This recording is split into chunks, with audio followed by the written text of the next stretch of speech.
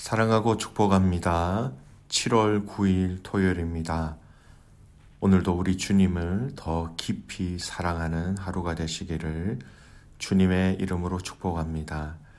오늘 말씀은 완벽하신 중보자라는 제목으로 함께 말씀을 나누고자 합니다. 오늘 본문 말씀은 히브리서 7장 1절에서 10절까지 말씀입니다. 말씀 봉독합니다. 이 멜기세덱은 살렘 왕이요 지극히 높으신 하나님의 제사장이라. 여러 왕을 쳐서 죽이고 돌아오는 아브람을 만나 복을 빈 자라.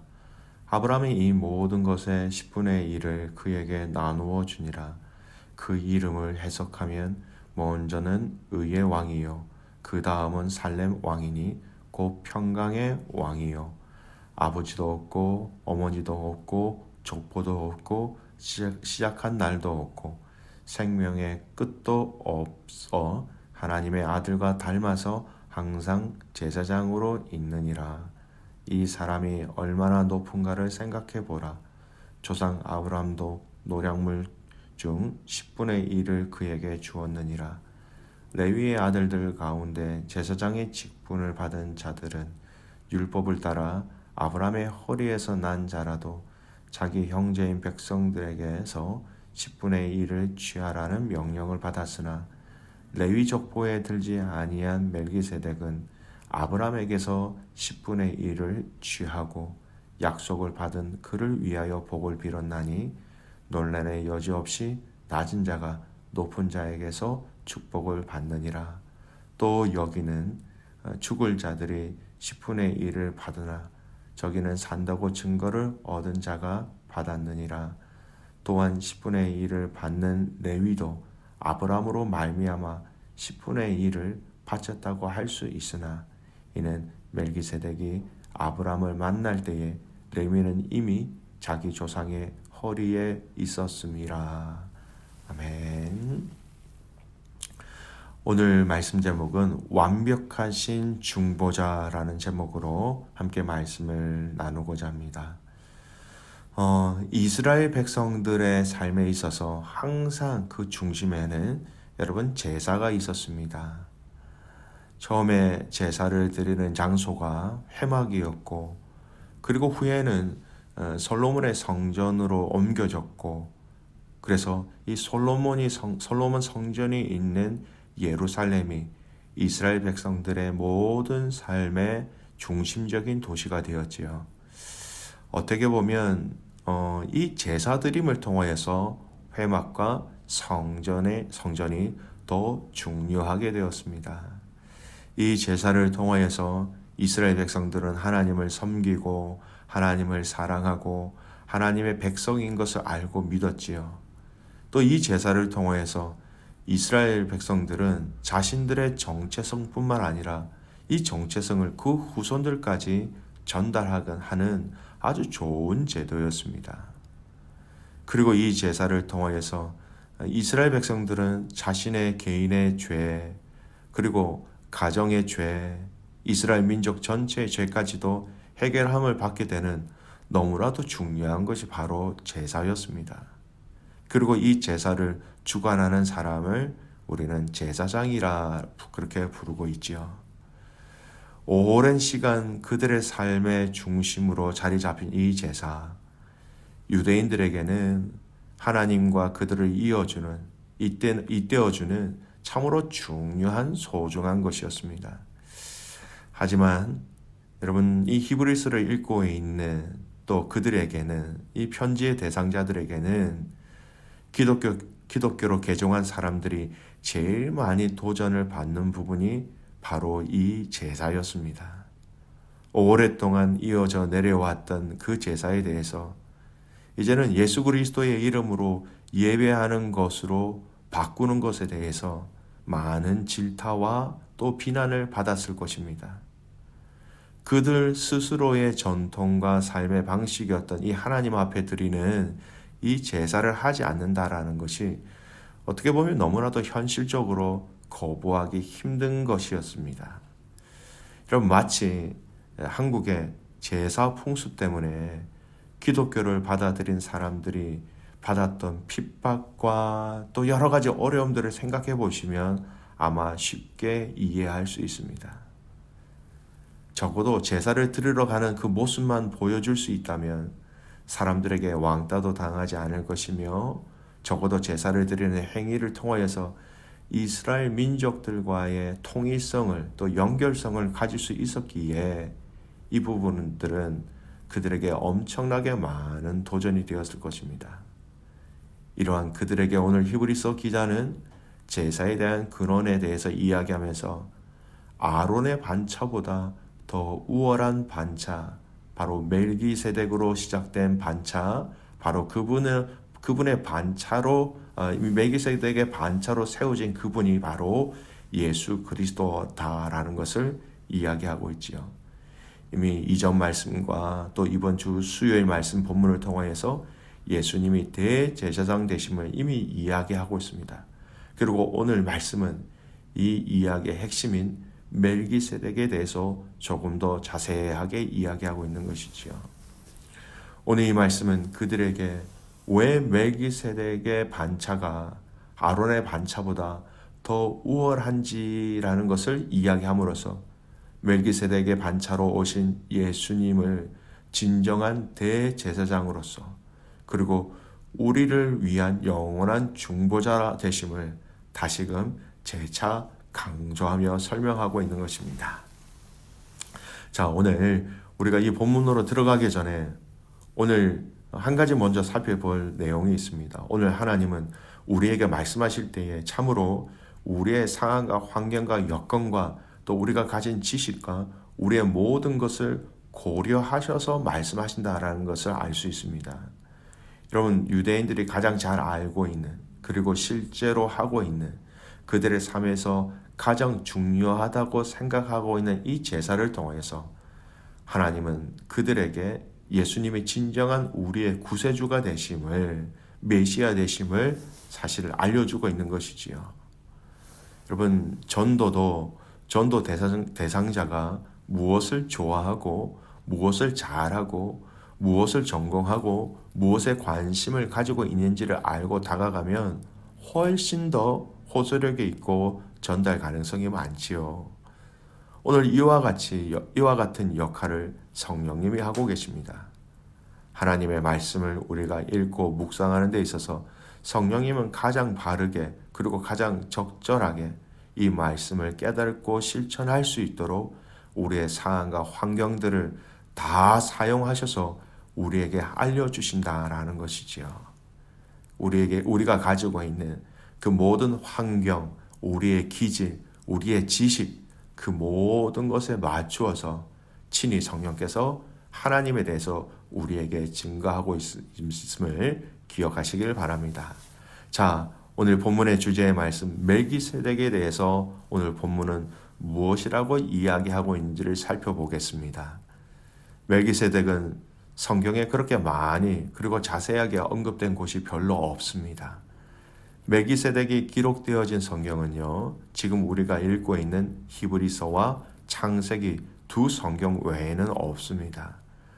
창세기에 기록되어진 이 멜기세덱의 기록은요, 좀 사실적인 기록입니다.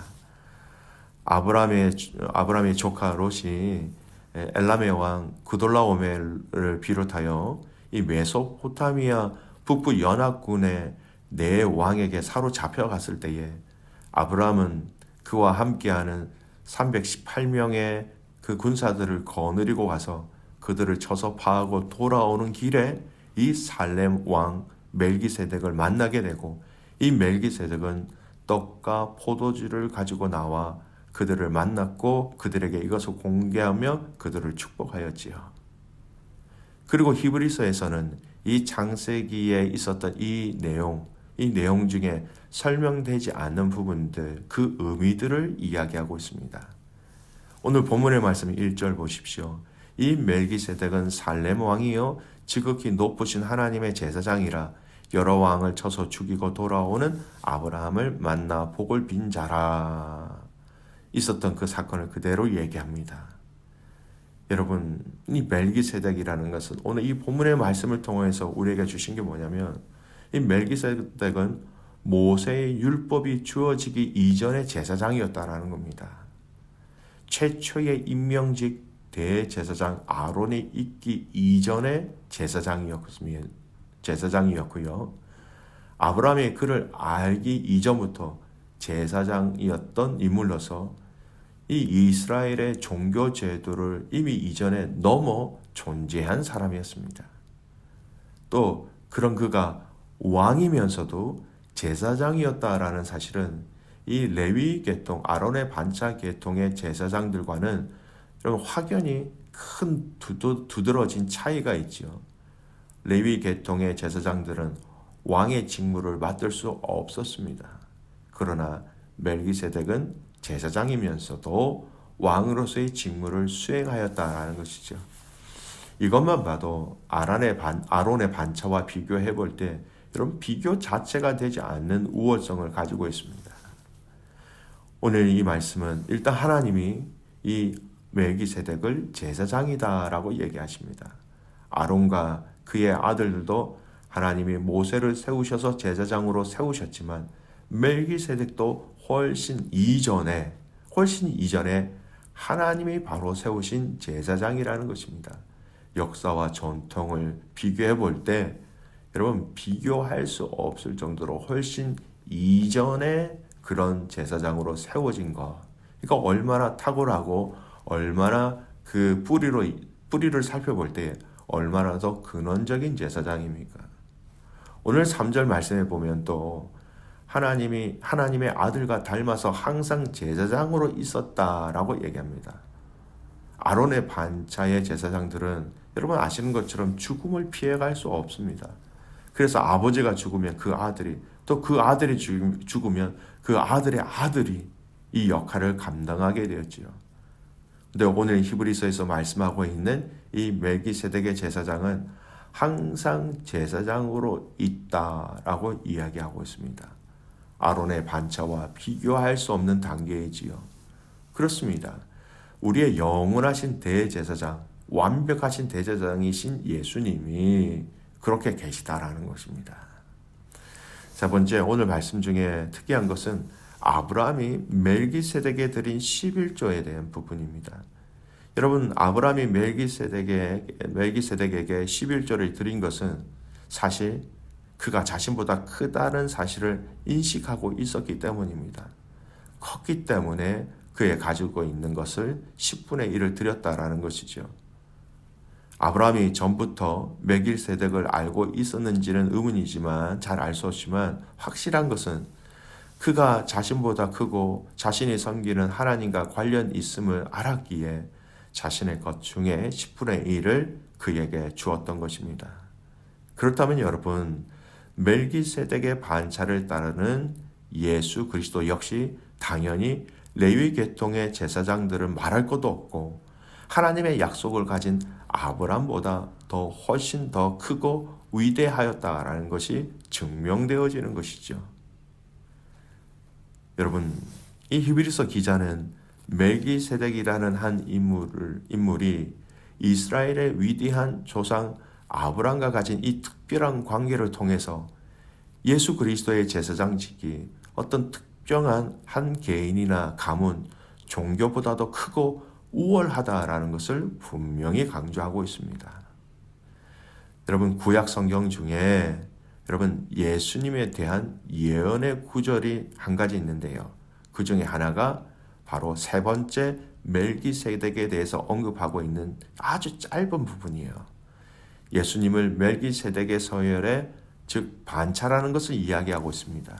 시편 110편 4절 말씀이죠. 여호와는 맹세하고 변하지 아니하시리라. 이르시기를 너는 멜기세덱의 서열을 따라 영원한 제사장이라 하셨도다. 시편의 예언의 말씀을 통해서 예수님을 멜기세덱의 서열을 따라, 이 서열을 따라라는 것은 반차를 따라라는 것입니다. 영원한 제사장이다, 이렇게 말씀하셨습니다. 사랑하는 귀한 믿음의 가족 여러분, 오늘 이 말씀이 우리에게 주시는 도전이 무엇입니까? 무엇에 포커스를 맞춰야 됩니까? 한 가지입니다. 가장 위대하신 예수 그리스도, 가장 크신 예수 그리스도, 가장 놀라우신 예수 그리스도, 그 예수 그리스도가 저와 여러분의 영원하신 중보자가 되신다라는 거예요. 근데 여러분, 영원하신 그 중보자가 또한 가지고 계신 것이 있는데 완벽하신 중보자라는 것입니다. 하나님은 당신의 자녀들을 구원하시기 위해서 보여주신 것, 허락하신 것, 가장 핵심적인 것이 무엇입니까? 가장 최고인 당신이시며 당신의 아들이신 예수님을 우리에게 주심을 통하여서 우리를 구원의 길로 인도하신 것입니다. 예수님이 우리를 구원하시기 위해서 중보자를 보내셨는데 여러분, 연약한 사람이 아니었다라는 것입니다. 부족한 사람이 아니었다라는 것입니다. 이러저러한 사람이 우리의 구원을 위해서 힘쓴 것이 아니라 어떻게 보면 하나님 당신이 직접 육체의 그런 몸을 입으시고 우리에게 오셔서 십자가의 죽으심으로 또 부활하심으로 이 완벽한 중보자의 사명을 감당하셨다라는 것이지요. 오늘 이 말씀이 저와 여러분 안에 큰 소망과 위로가 되기를 소원합니다. 우리의 중보자 되시는 예수님은 가장 탁월하신 분입니다. 하나님 당신이 우리의 완벽한 중보자가 되어주시는 것이지요. 오늘 이 예수님을 다시 한 번 더 사랑하며 이 예수님을 다시 한 번 더 신뢰하는 믿음의 가족들 되시기를 주님의 이름으로 축복합니다.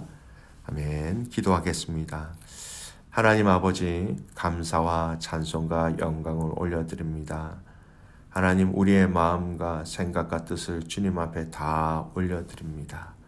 우리의 마음과 생각과 환경 가운데 완벽하신 예수 그리스도가 떠나지 아니하시고 항상 우리와 함께하고 계심을 기억하는 우리의 삶이 되게 하여 주시옵소서.